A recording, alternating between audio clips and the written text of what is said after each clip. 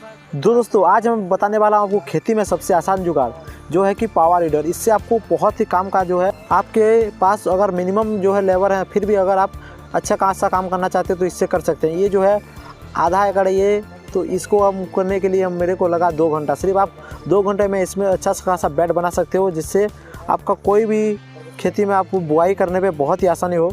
देखिए कितना आसानी से ये बेड बना रहा है। इसलिए इसके लिए इसको पावर वीडर कहते हैं। ये आपको कहीं पर भी मिल जाएगा दोस्तों। आपको ये 30 या 35 हज़ार में अच्छा खासा रेट में ये आपको मिल जाता है।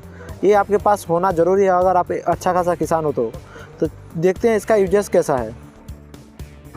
ये देखिए इसका ये क्लच है और ये गियर है, ये सेटर, ये इतना ही इसका आपको ऐसे करना है, गियर को पीछे खींचना है, उसके बाद क्लच को छोड़ना है। उसके बाद देखिए आगे वाला जो है चक्का जो है घूमेगा, क्लच को खींचना और ऐसे ऐसे धीरे धीरे आगे आगे जाएगा।